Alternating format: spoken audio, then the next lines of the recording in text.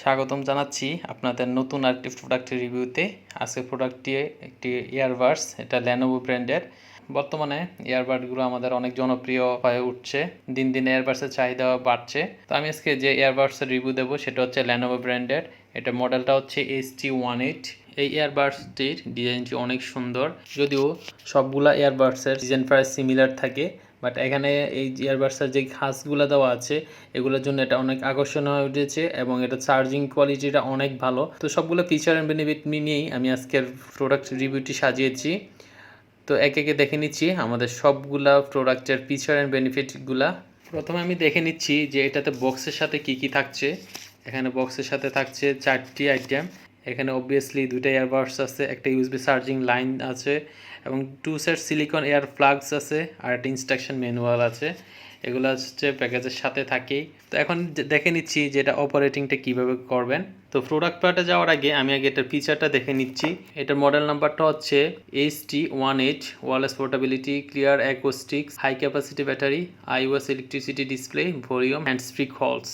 এটাতে ড্রাইভিং ইউনিটটা হচ্ছে 8 millimetre, frequency response range 20 to 20 kilohertz, wireless propagation distance approximately 10 metres. তো এটা আসলে বেশি একটা দূরত্ব পর্যন্ত রেঞ্জটা পাওয়া যাবে না। এটা মিডিয়াম সাইজের একটি রুমের জন্য পারফেক্ট। তার চেয়ে একটু বেশি বড় রুম হলে এটার ফ্রিকোয়েন্সিটা পায় না, এটা ডিসকানেক্ট হয়ে যায়। তো আমি অন্যান্য আরও এয়ারবাডস ইউজ করেছি, তবে এত লো ফ্রিকোয়েন্সি ছিল না কোনোটাই, এটার ফ্রিকোয়েন্সিটা কম। আর মিউজিক টাইমটা দেওয়া আছে অ্যাপ্রক্সিমেটলি 4 আওয়ার্স। এটা অবশ্যই 4 আওয়ার্স না হলেও 3 আওয়ার্সের মতো ব্যাকআপ দেয়। চার্জিং টাইম ইয়ারবাডসের approximately 1 hour and charging time for charging bin approximately 2 hour. এগুলো আসলে অনেক দ্রুত চার্জ হয়, 1 ঘন্টার ভিতরে ফুল চার্জ হয়ে যায় এবং আমি ইউজ করে দেখেছি একটানা 3-4 ঘন্টা মিউজিক শোনা যায়। এয়ারবাডসের ব্যাটারি ক্যাপাসিটি হচ্ছে 40 ampere and charging case battery 1000 ampere. তো আমি যদি এই ইয়ারবাডসটির ব্যাটারি ব্যাকআপটা দেখি, ব্যাটারি ব্যাকআপটা অনেক ভালো এবং চার্জিং টাইমটা অনেক কম সময়ে চার্জ হয় এবং অনেক সুন্দরে মিউজিক শোনা যায়। আর যদি শুধু কলের জন্য ইউজ করা যায় তাহলে আমি সকাল থেকে সন্ধ্যা পর্যন্ত একটা ইয়ারবাডস ইউজ করলে চলে এবং আমি আসলে এভাবে ইউজ করি, সকাল থেকে সন্ধ্যা পর্যন্ত একটা, সন্ধ্যা থেকে রাতে আরেকটা ইউজ করি, দুই টাইমের জন্য ইউজ করি। তো এটা হচ্ছে সম্পূর্ণ প্রোডাক্টের স্পেসিফিকেশনগুলো। তো এখন দেখছি আমি এটা ফাংশনাল দিকটা। আমরা প্রথমে আমাদের এয়ারবাডসগুলো ফুল চার্জ দিয়ে দেবো। ফুল চার্জ করার জন্য চার্জিং কেস ব্যাটারিটাতে আমরা দুইটা রেখে দেবো, রাইট লেফট, দুইটা রেখে দিলে চার্জ হতে থাকবে। চার্জ যখন হওয়া শুরু করবে তখন এখানে দুইটা রেড লাইট জ্বলবে। দুইটা রেড লাইট জ্বলা অবস্থায় বোঝা যাবে যে ইয়ারবাডসগুলো চার্জ হচ্ছে। এবং এখানে মজার ব্যাপার হচ্ছে এখানে দেখা যাচ্ছে যে চার্জিং কেসটাতে কত পার্সেন্ট চার্জ আছে সেটা এখানে দেখা যাচ্ছে। 25%, 50%, 75%, 100% এবং কত পার্সেন্ট চার্জ আছে এটা এখান থেকে দেখা যাবে। আর যদি চার্জটা সম্পূর্ণ কমপ্লিট হয়ে যায় তখন এই রেড লাইটটা অফ হয়ে যাবে, তখন বোঝা যাবে যে আমাদের ইয়ারবাডসগুলো ফুল চার্জ। তো আমি যদি এই ইয়ারবাডসগুলো এখান থেকে তুলে নিয়ে আসি তখন এটা কিন্তু অপারেটের জন্য রেডি হয়ে গেছে। এখন দেখা যাচ্ছে রেড অ্যান্ড ব্লু লাইট জ্বলছে, মানে এটা এখন পেয়ারের জন্য, ব্লুটুথ পেয়ারের জন্য রেডি। তো আমার এটা লাইটগুলো অফ হয়ে গেছে কারণ এটা আমি আগেই মোবাইলের সাথে ব্লুটুথ কানেক্ট করে রেখেছি, সেজন্য লাইট অফ হয়ে গেছে এবং অটোমেটিক কানেক্ট হয়ে গেছে। তো এখন যে রেকর্ডিংটা হচ্ছে এটা অবশ্য এই ইয়ারবাডসগুলো দিয়ে রেকর্ডিং হচ্ছে। আমি জানি না সাউন্ড কোয়ালিটিটা কেমন হয়, তো আমি ইউজ করেছি, আমি দেখেছি সাউন্ড কোয়ালিটিটা অনেক ভালো অন্যান্য ইয়ারবাডস থেকে। তো আমি এই দুইটা আবার অফ করে দিচ্ছি। আমি আবার এখানে যদি এয়ার কিসে রাখি তাহলে দুটো অটোমেটিক অফ হয়ে যাবে। এখন ব্লুটুথ কানেকশনটা আবার অফ হয়ে গেছে, এখন আমার এটাতে রেকর্ডিং হচ্ছে না।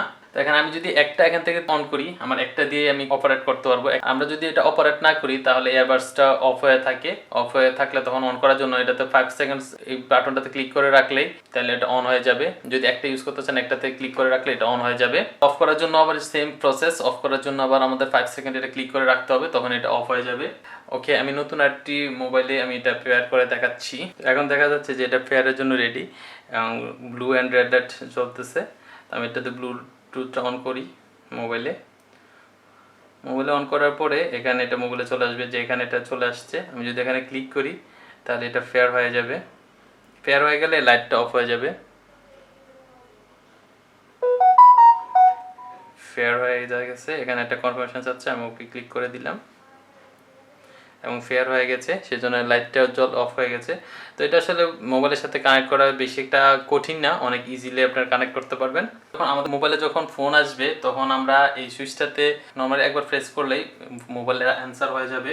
আর যদি আমরা কলটা রিভিউজ করতে চাই তাহলে আমরা এটা এই সুইচটাতে 2 সেকেন্ডের জন্য ক্লিক করে রাখবো, তাহলে আমাদের যে ফোনটা আসছে ফোনটা রিজেক্ট হয়ে যাবে। এবং কথা শেষ হয়ে গেলে আমরা মোবাইল রাখার জন্য আবার এখানে একবার ক্লিক করব, নর্মালি ছোট্ট একটা ক্লিক করব, তখন আমাদের কলটা ইন্ট হয়ে যাবে। আমি এখন দেখাচ্ছি অপারেশন মোডটা মিউজিকের। তো আমরা এয়ারবাডস ইউজ করব, মিউজিক শুনবো না সেটা তো অবশ্যই হয় না। তো মিউজিক শোনার জন্য মিউজিক অপারেট করাটা এয়ারবাডস দিয়ে অনেক ইজি। আমরা যখন একবার প্রেস করব তখন মিউজিকটা অটোমেটিক স্টার্ট হয়ে যাবে, এখানে আপনারা দেখতে পারবেন।